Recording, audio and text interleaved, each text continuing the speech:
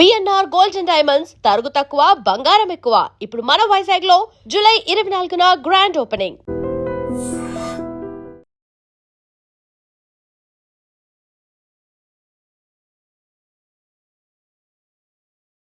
దేశ రాజధాని ఢిల్లీలో నిరసనల హోరు మారుమోగిపోతోంది.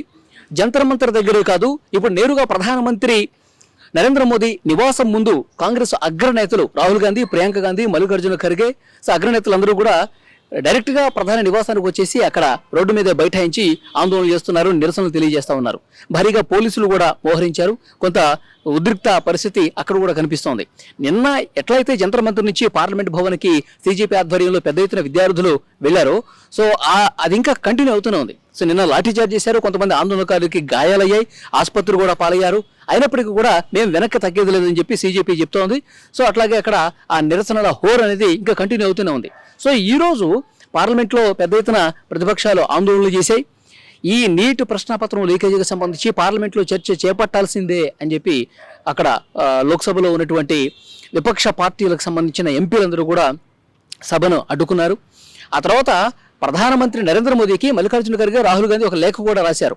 ఎట్టి పరిస్థితుల్లో పార్లమెంట్లో దీని మీద చర్చ జరగాల్సిందే, విద్యాశాఖ మంత్రి రాజీనామా చేయాల్సిందని చెప్పి వాళ్ళు ఒక లెటర్ రాసినటువంటి పరిస్థితి. ఇప్పుడు నేరుగా ప్రధానమంత్రి నివాసం దగ్గరికి వచ్చి వాళ్ళు ఆందోళన చేయడంతో ఇంకా ప్రతిక్షణం కూడా ఈ ఉద్రిక్తతలు, ఈ ఘర్షణ, ఈ నినాదాలు, ఈ ఆందోళన అనేది పెరుగుతూనే పోతుంది, కానీ ఎక్కడ తగ్గిన పరిస్థితి లేదు. అంటే కేంద్ర ప్రభుత్వం కూడా చాలా తక్కువగా అంచనా వేసినటువంటి పరిస్థితి. కాంగ్రెస్ జనతా పార్టీ ఆధ్వర్యంలో మొదలైనటువంటి ఈ జన్జీల ఉద్యమం జస్ట్ సోషల్ మీడియాకే పరిమితం అయిపోతుందిలే, ఏదో ఒక ఆందోళన చేస్తే 1-2 రోజుల్లో సద్దుమణిగిపోతుందిలే అని కేంద్ర ప్రభుత్వం భావించి ఉందేమో. కానీ పరిస్థితి ఇప్పుడు ఆ విధంగా లేదు. రోజు రోజుకి పెరుగుతూనే పోతుంది. రోజు రోజుకి ఆందోళనలు తీవ్రమవుతున్నటువంటి సిచ్యువేషన్, చాలా సీరియస్నెస్ ఈ వ్యవహారంలో కనిపిస్తోంది. కొంతమంది కేంద్ర ప్రభుత్వంలో ఉన్నటువంటి పెద్దలు కూడా మాట్లాడుతూ ఉన్నారు. ఇప్పుడు ఈ విద్యాశాఖ మంత్రి రాజీనామా చేస్తే సమస్య పరిష్కారం అయిపోతుందా? సమస్య ఇక పూర్తిగా తొలగిపోతుందా? లేదు కదా. ఇప్పుడు విద్యా వ్యవస్థని ప్రక్షాళన చేయాల్సినటువంటి అవసరం ఉంది. అట్ ద సేమ్ టైం భవిష్యత్తులో ఏ పేపరు కూడా లీక్ కాకుండా చూడాల్సినటువంటి పరిస్థితి కేంద్ర ప్రభుత్వం మీద ఉంది. కనీసం ఆ బాధ్యత గుర్తెరగాలంటే, భవిష్యత్తులో జరిగేటువంటి ఎగ్జామ్ పేపర్స్లు చాలా పటిష్టంగా జరగాలంటే ఇలాంటి రాజీనామాలు చేయాల్సినటువంటి పరిస్థితి ఉంది. కేంద్ర ప్రభుత్వం ఇప్పుడు చొరవ తీసుకుని బాధితుల పక్షాన నిలబడాల్సినటువంటి అవసరం ఉందని చాలామంది మేధావులు కూడా చెప్తా ఉన్నారు. చాలామంది ఆందోళనకారులు తీవ్ర గాయాలతో రామ్ మనోహర్ లోహియా ఆసుపత్రిలో చికిత్స పొందుతున్నారు. కొంతమంది లేడీ హార్డియా ఆసుపత్రిలో చికిత్స పొందుతున్నారు. సో డెఫినెట్గా ఇక్కడ వీళ్ళని పరామర్శిస్తున్నారు కొంతమంది వచ్చి. కానీ ఒక యువతి పరిస్థితి మాత్రం చాలా సీరియస్గా ఉన్నట్టుగా తెలుస్తోంది. వెంటిలేటర్ మీద ఉన్నట్టుగా తెలుస్తుంది. పోలీసులు లాఠీ చార్జ్ చేస్తే ప్రాణాలు పోతున్నటువంటి పరిస్థితి కనిపిస్తుందంటే ఎంత దుర్మార్గం చూడండి. సో ఇది చాలామంది ప్రశ్నించేది కూడా. అందుకే ఎన్ని లాఠీ చార్జ్ చేసినా, ఎన్ని దెబ్బలు తిన్నా ఈ ఉద్యమం ఆగే ప్రసక్తే లేదని చెప్పి యువత చెప్తోంది, విద్యార్థులు చెప్తా ఉన్నారు. ఎవరైతే ప్రాణాలు కోల్పోయినటువంటి విద్యార్థులు ఉన్నారో, ఆత్మహత్య చేసుకుని చనిపోయినటువంటి విద్యార్థులు ఉన్నారో ఆ కుటుంబాలు చెప్తా ఉన్నాయి. సో ప్రభుత్వం ఎప్పటికైనా కళ్ళు తెరిచి కాంగ్రెస్ జనతా పార్టీ నిరసనలు చేస్తుందనో లేకపోతే విద్యార్థులు ఆందోళనలు చేస్తున్నారని కాదు, కనీసం మీ బాధ్యతను మీరు గుర్తెరగండి. ధర్మేంద్ర ప్రధాన్ రాజీనామాతో పాటు పార్లమెంట్లో ఒక చర్చకు అవకాశం కల్పించండి. ఇదే కదా వాళ్ళు కోరేది. సోనం వాంగ్చుక్ ఆయన్ని ఆసుపత్రిలో ప్రస్తుతం అతను చికిత్స తీసుకుంటున్నప్పటికీ కూడా ఉద్యమం కొనసాగుతుందని చెప్తున్నాడు. నేను ఆసుపత్రి నుంచే దీక్ష మళ్ళీ కంటిన్యూ చేస్తానని చెప్తా ఉన్నాడు. సో కాబట్టి ఇవన్నీ ఆలోచించుకోవాల్సిన పరిస్థితి కనిపిస్తోంది. ఇప్పుడు ప్రతిపక్ష పార్టీలు కూడా తోడు కావడంతో కాంగ్రెస్ జనతా పార్టీ ఆందోళనలకి ఇది మరొక స్థాయికి వెళ్ళినటువంటి పరిస్థితి. ఈరోజు ప్రధానమంత్రి నరేంద్ర మోదీ మాట్లాడారు. ఎన్డీఏ పార్టీ మీటింగ్లో పార్లమెంట్ సెషన్ స్టార్ట్ కాకముందు ఎన్డీఏ ఎంపీలతో ఆయన మాట్లాడినప్పుడు కూడా చెప్పాడు, ఎవరైతే లీకేజీకి సంబంధించినటువంటి బాధ్యులు ఉన్నారో, నిందితులు ఉన్నారో వాళ్ళకి కఠిన శిక్ష పడాల్సిందే అని చెప్పారు.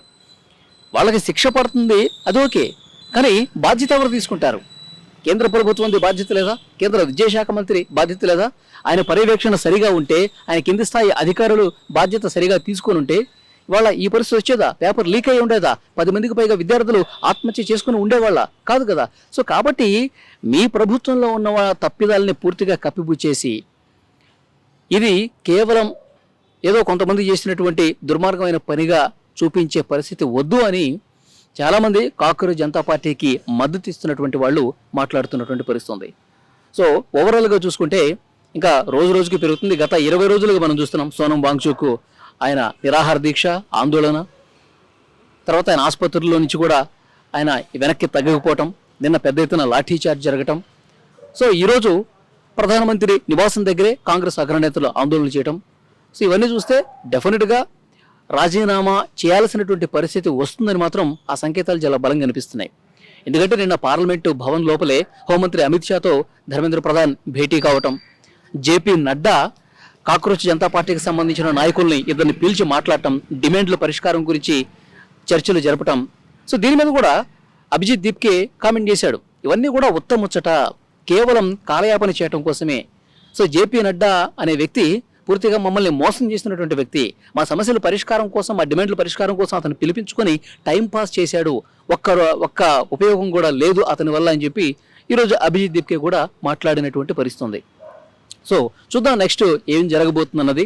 ప్రధానమంత్రి నరేంద్ర మోదీ నివాసం ముందే ఆందోళన ఆ స్థాయికి వచ్చిందంటే సో రేపు పార్లమెంట్లో ఏం జరుగుతుంది, రేపు పార్లమెంట్లో దీని మీద ఎలాంటి డిస్కషన్ జరుగుతుంది, విద్యాశాఖ మంత్రి స్పందన ఏ విధంగా ఉంటుంది, ఇవన్నీ కూడా చూడాల్సిన అవసరం ఉంది.